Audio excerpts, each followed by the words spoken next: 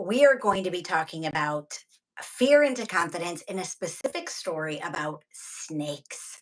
Maybe some of you are afraid of snakes, but uh, there was a moment, this was 5 years ago, where I had to choose between walking into my fear or walking through some fear versus staying where I was and going back home with my children.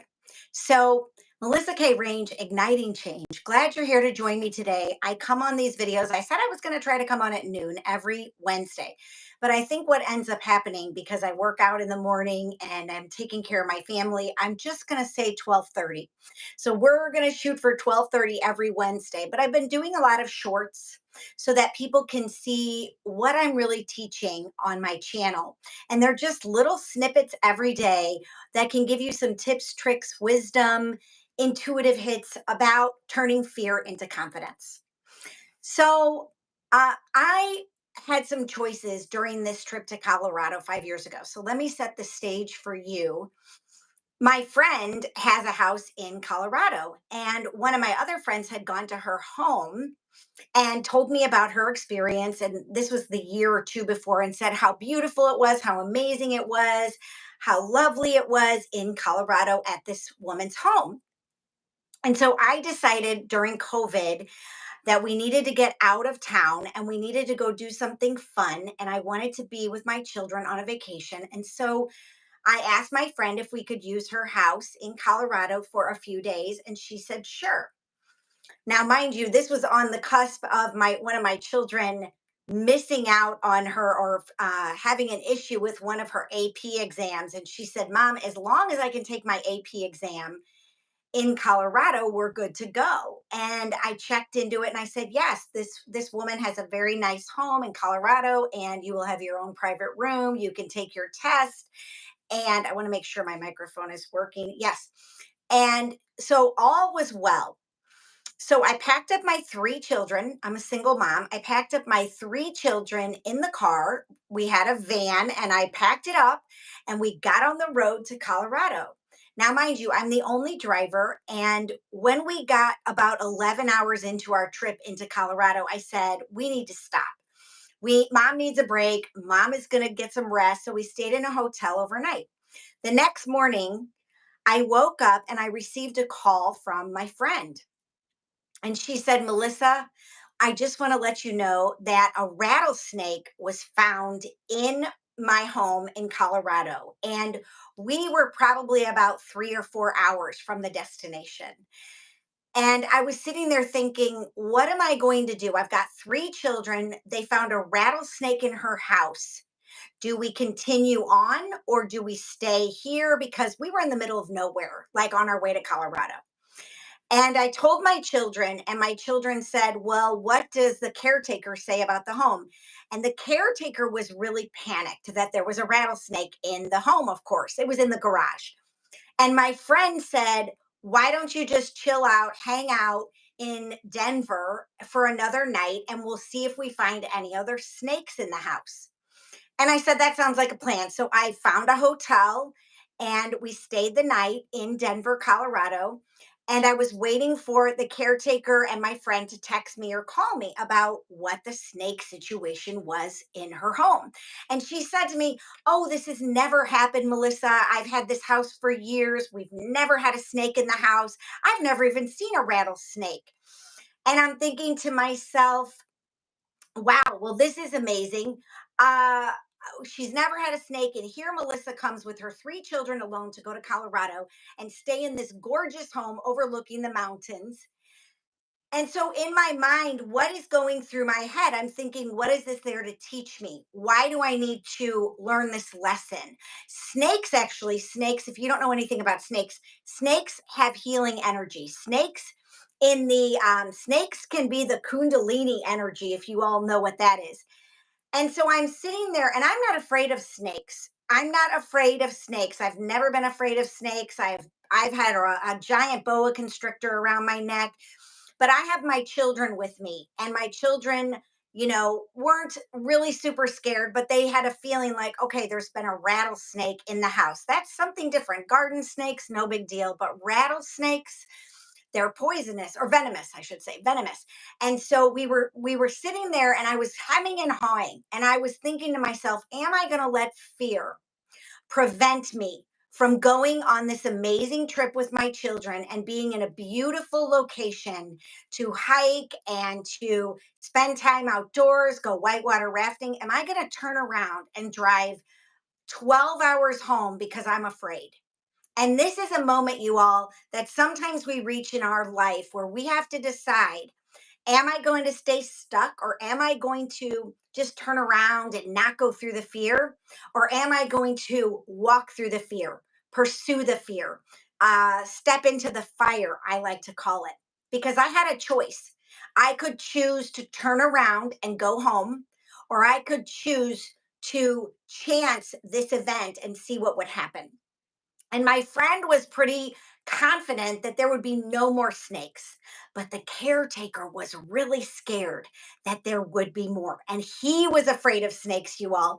He was afraid of the snakes. So we decided to go on to her home. I said, let's just go. The guy hasn't found any snakes in the last 24 hours. Let's just go to Colorado and have a good time. So we get to Colorado and we spend the night, the first night, and it's fine and no big deal. But in the morning after that first night, my daughter had gone into the downstairs bathroom. This was a gorgeous giant home. And I was upstairs in this beautiful bedroom, you all, my own bedroom. I thought, oh, this is going to be great. This king size bed, this master bath. I'm overlooking the mountains. It's amazing. And my daughter comes upstairs and she lightly taps me on the shoulder. I'm cooking breakfast in this beautiful kitchen and she's tapping me on the shoulder and she's super calm. She's super calm. And she's like, Mom, there's a snake in the bathroom downstairs. There's a snake coming up through the drain in the bathroom downstairs. And so I walk calmly downstairs, and here is my son brushing his teeth, looking at his iPad in the bathroom, and the snake is coming up through the drain of the bathtub. He hadn't even seen it, and we didn't panic. We just noticed it. And I realized, okay, there really is, but it didn't look like a rattlesnake to me. It didn't have any sort of, diamond shaped head or any fat head. It was a skinny black snake. And so I texted the caretaker and I said, we found a snake in the bathtub. And so this guy was really panicked, but we weren't panicked. I wasn't panicked. I was like, okay, one snake coming up the drain. It didn't get out. And so as the day went on, we just did our thing. We went and did some activities and we came back. And before we went downstairs, I went to go check to see if the snake was still there. And I was going through everybody's bedroom in the basement. And lo and behold, I opened this door. And behind this door, there was a snake behind this door. So I had noticed some tongs in the garage. And I went out to the garage and I got those tongs, the tongs that pick up trash, or they're like for when you're elderly and you can't reach things. So I went and I picked that snake up and we found a bucket, a big white bucket, and I just put it in the garage. So that was snake number two. And actually, this was on the cusp of the rattlesnake. So this is really the third snake that had been in this home. So my daughter was freaking out and she said, I'm not sleeping in that bedroom, Mom. I'm sleeping with you. So the caretaker came over later in the day and he brought a bed upstairs and put it in the family room, the great room. And my daughter said, Mom, I'm not sleeping in there. I am sleeping in your bedroom. And so I said, fine. So they put the twin bed next to my king size bed in my bedroom.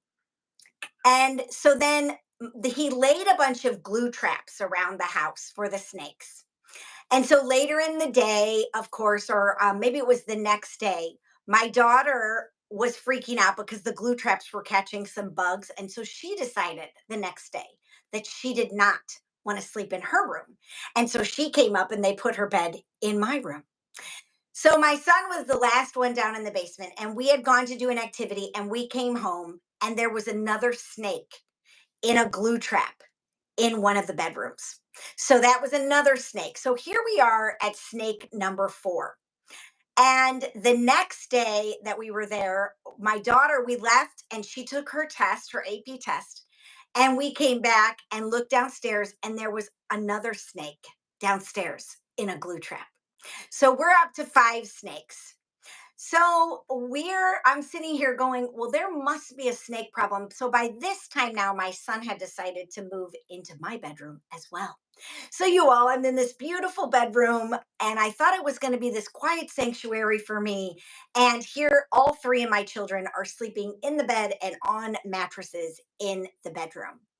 From there, we proceeded to find a couple more snakes. We saw snakes like out in the garden, and I told my friend about this, and she said, "This is so weird, Melissa." She said, "We've never had this many snakes." Now, I think there's some snake medicine in here. What do you all think? And it was really taxing for me to think, okay, what is the purpose of all of this? Why is this happening for me? And since I'm not super scared of the snakes, but obviously my children had some fear, and that's okay. But I decided not to leave this place. I decided that I didn't want to show my children that I was afraid, and I wanted to stay and stand in my confidence and my power that these snakes, they were not rattlesnakes. They looked to me like garden snakes, something along the lines of a garden snake. They were harmless. And so, not having seen the rattlesnake when we got there or seen where it was, we never met the caretaker personally. I didn't really know if it really was a rattlesnake. So, I really had to trust my intuition. And I really had to make a decision. Am I going to stand in fear? Am I going to be afraid of this? And how many times do we stand in fear or sit in fear and just stop, or we just say, "Oh, I'm not going to do it," or "It's too much for me," or "I can't do this," or we don't build a community of people or find a support system to help us walk through that fear? I mean, I'd love to know your feelings about this, because I think a lot of times we just turn around and run the other way because we're so afraid. And I could let the fear shrink my experience and shrink back, or I could decide to expand beyond the fear. And actually, we ended up even going hiking and saw another snake on the hike. But I could have really shrunk or shrank into fear or into staying small or not having this wonderful, amazing experience with my children because I was afraid of this. Now, I get it. Some people are terrified of snakes. I get it. My mom was one of those people. My mom hated snakes. She hated them forever from the time we were little. And I don't know where her fear came from, but she never overcame that fear. And I don't know if her life might have been different had she overcome that fear of snakes. But what is it that you're so afraid of that you think you can't conquer, that you can't overcome? And I had to ask myself things like, why is this happening for me? Is this trying to protect me from something? Is this fear trying to protect me? Or is it outdated? Is this fear outdated of something that could be potentially harmful?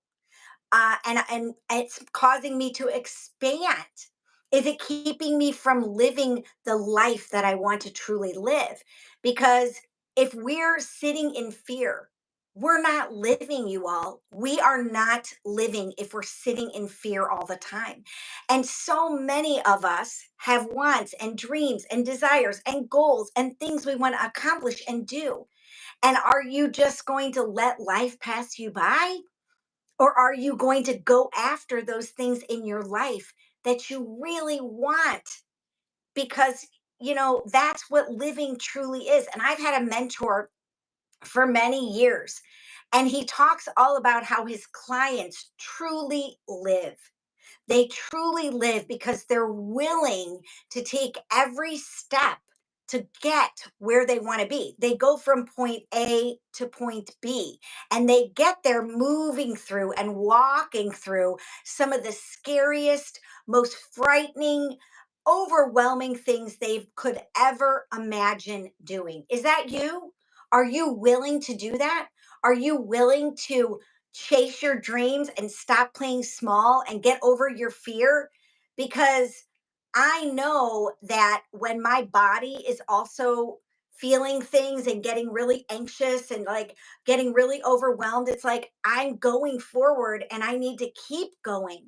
Unless it's something truly like that really is going to harm me or something like that. But most of the time, if we have a desire in our head, we're moving that way and we're going to experience some anxiety. We are going to experience some feelings of our nervous system getting out of whack. We're really going to feel some of that because our body is trying to move with the goal. Have you ever heard that?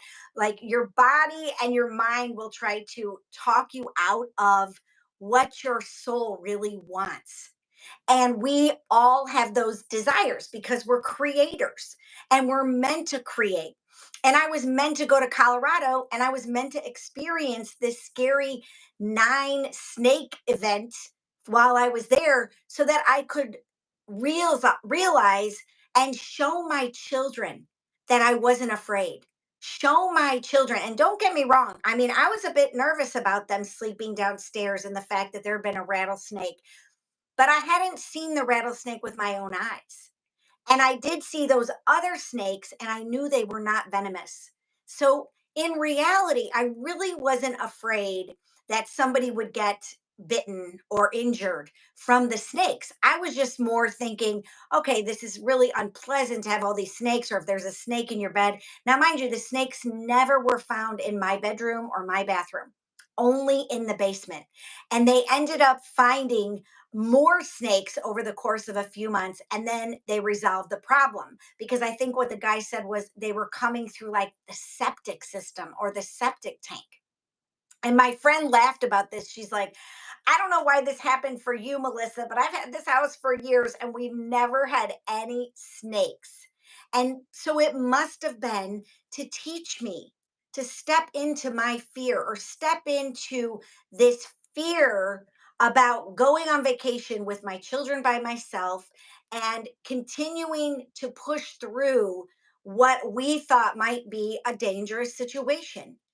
And how many times do we shrink back and not walk through that stuff? So much, you all, so much, so much of people's lives is about stopping when they're ready to walk through and get to the other side or get from point A to point B because they just don't think they can do it, or the last little stretch is overwhelming and they think it's just not possible and they give up and they turn around and go back to their home because they're scared of going and staying in that place where there might be potential danger. And one of the things this mentor that I had, this subconscious mind coach that I had for years, he was the one who put the idea of fire walking in my head.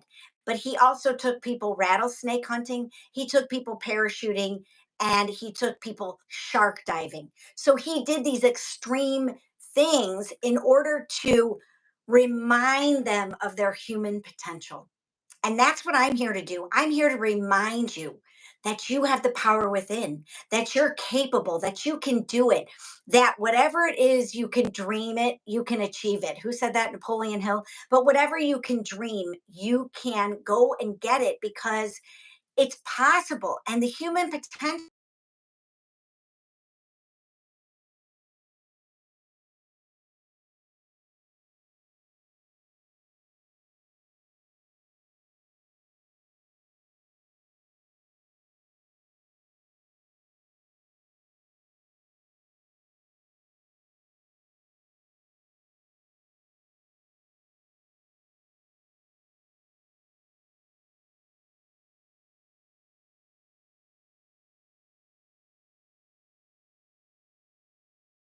And I wanted to expand and I wanted to be somebody who was not afraid of doing anything anymore. I wanted that.